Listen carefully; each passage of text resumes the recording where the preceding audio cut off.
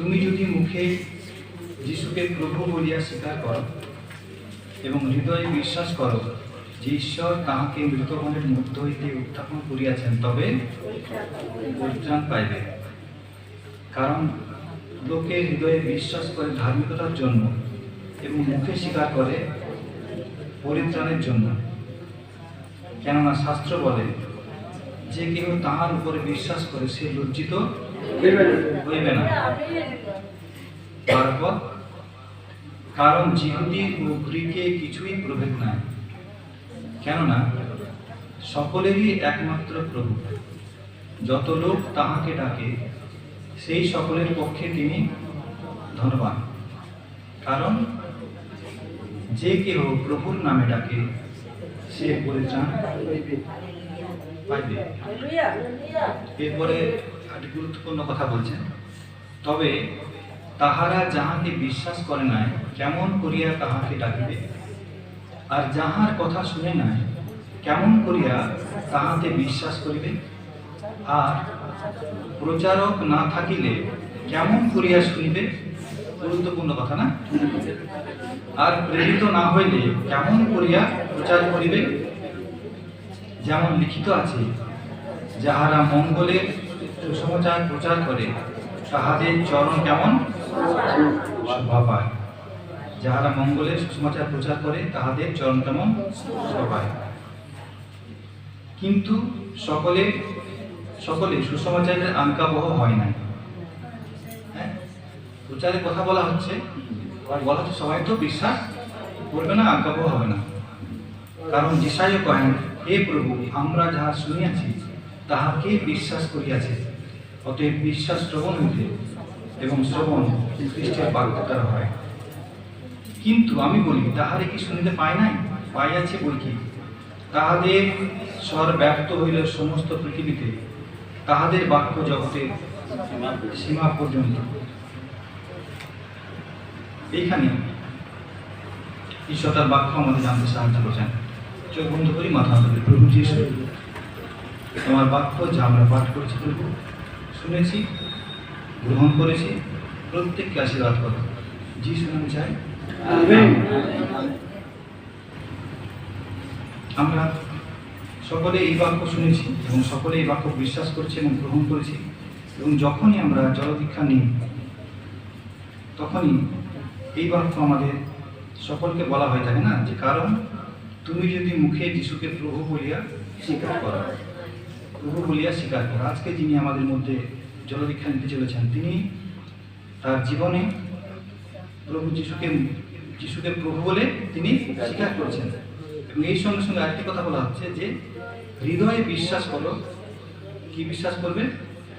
ঈশ্বর তাহাকে মৃতগণের মধ্য হইতে তখন করিয়াছেন, তবে পরিত্রাণ পাইবে। আজকে আমাদের যে বিশ্বাস, খ্রিস্টীয় বিশ্বাস, সেটা কার পর? প্রভু যিশুর পর। প্রভু যিশুর পর তাকে আমরা মুখে প্রভু বলে স্বীকার করছি, তিনি আমার প্রভু, তিনি আমার প্রভু। সবসময় আমরা এই কথাটাই বলি, যিশুর কথা বলি, প্রভুর কথা বলি, তিনি যে আমার প্রভু সেই কথাটাই বলি সব সময়। কেন? যখন এমন সময়ের মধ্যে দিয়ে আমরা যাচ্ছি, যখন আমাদের চিন্তা, আমাদের মন, আমাদের দৃষ্টি সবসময় অন্যদিকে চলে যায় না, আরো ভালো কারো দিকে, আরো শক্তিমান কারো দিকে, হ্যাঁ, আরো বুদ্ধিমান কারো দিকে।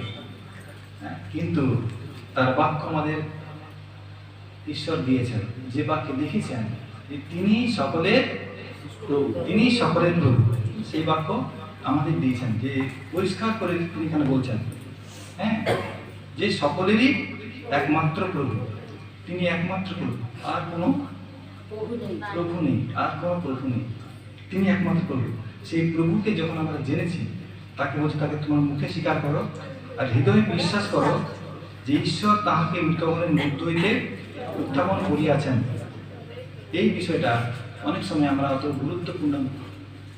গুরুত্ব সহকারে চিন্তা করি না, ভাবনা করি না, যে আমাদের প্রভু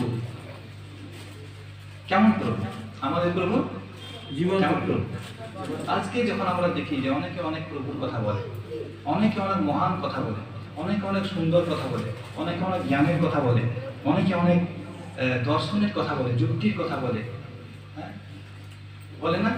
আর সেই দিকে আমাদের মনটা চলে যায়, সেই দিকে আমাদের মনটা চলে যায়, যে আমরা অবাক হয়ে যাই, ভাবি যে সত্যি যা বলা হচ্ছে তা সত্য। কিন্তু সত্য কি? সত্য কি? সেই সত্য প্রভু যিশুর দ্বারা ঈশ্বর জগতে পাঠালেন, ঈশ্বর জগতে জানালেন যে সত্য কি, সত্যটা কি। সেই সত্য প্রভু যিশুর মাধ্যমে জগতে দান করলেন। তাই যোহনে বলা হচ্ছে দয়া আর সত্য প্রভু যিশু দ্বারা প্রকাশিত হয়েছে। দয়া আর সত্য। দয়া কি? আজকে যে বাক্যটা এখানে পাঠ করছিলাম, আজকে যখন আসলাম, আর তার দাস তিনি আমাকে বলছিলেন যে কেন এরকম হলো, যে ঈশ্বর কেন একজনকে পছন্দ করলেন আর কেন একজনকে অপছন্দ করলেন। হ্যাঁ, এসো এবং জাকবের কথা তিনি বলছিলেন, যে জাকব যে কিনা তার ভাইয়ের সঙ্গে প্রবঞ্চনা করে আর তার অধিকার চুরি করে নিল, আর বাবার সঙ্গে সে বাবাকেও ঠকালো আর দাদাকেও ঠকালো, তোকে পালিয়ে গেল। আর তবুও প্রভু কেন তাকে আশীর্বাদ করলেন? কেন আশীর্বাদ করলেন সেই বিষয়টাই, আর যখন এখানে পাঠ করছিলাম সেখানে সেই বিষয়টাই লেখা রয়েছে। আমি তাই দেখছিলাম এখানে কি লেখা রয়েছে। কিন্তু আবার জীবিকা এক ব্যক্তি হইতে আমাদের পিতৃপুরুষ ঈশ্বর হইতে গর্ভবতী হইলে পর যখন সন্তানেরা ভূমিষ্ঠ হয় নাই এবং ভালো মন্দ কিছুই করে নাই, তখন ঈশ্বরের নির্বাচনা রূপ সংকল্প যেন স্থির থাকে, কর্ম হেতু নয় কিন্তু আহ্বানকারীর ইচ্ছা হেতু। তাহাকে বলা গিয়াছিল জ্যেষ্ঠ কনিষ্ঠের দাস হইবে, যেমন লিখিত আছে আমি যাকবকে প্রেম করিয়াছি কিন্তু এসোকে অপ্রেম করিয়াছি। এইখানে বলছে তাদের জন্ম হওয়ার আগেই ঈশ্বর নির্বাচন করেছিলেন। তারা তো কিছুই করেনি, ভালো মন্দ তখনও কিছু করেনি, কিন্তু কি বলা হয়েছিল যে আমি জ্যেষ্ঠ কনিষ্ঠের দাস হইবে, আর আমি যাকবকে প্রেম করিয়াছি কিন্তু এসোকে অপ্রেম করিয়াছি। তবে আমরা কি বলিব, ঈশ্বরে কি অন্যায় আছে? তিনি বলছেন অন্যায় করেছেন? উত্তর কি হচ্ছে, তাহা দূরে থাকুক, কারণ তিনি মসিকে বলেন আমি যাহাকে দয়া করি তাহাকে দয়া করিব, ও যাহার প্রতি করুণা করি তাহার প্রতি করুণা করিব। অতএব যে ইচ্ছা করে বা যে দৌড়ে তাহা হইতে এটি হয় না, কিন্তু দয়াকারী ঈশ্বরের হয়। ঈশ্বরের যে সার্বভৌম ক্ষমতা সেই অনুসারে তিনি করেছেন, তিনি দয়া করেছেন।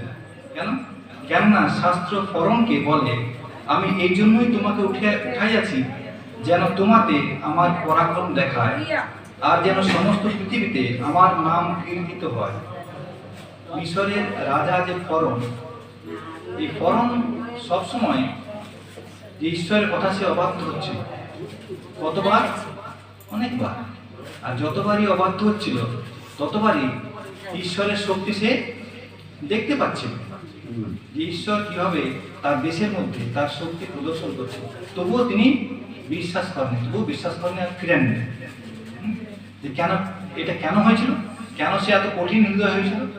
এখানে লেখা হচ্ছে ঈশ্বর হচ্ছে আমি, তিনি করেছিলেন। তিনি বলছেন যেন আমার পরাক্রম আমি দেখায়। অতএব তিনি যাহাকে ইচ্ছা তাহাকে দয়া করেন, এবং যাহাকে ইচ্ছা তাহাকে কঠিন করেন।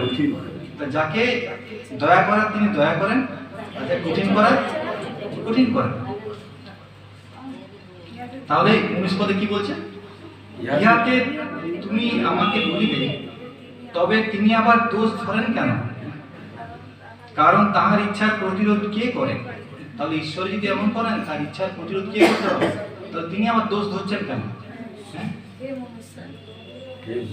হে মনুষ্য, বরং তুমি কে যে ঈশ্বরের প্রতিবাদ করিতেছ?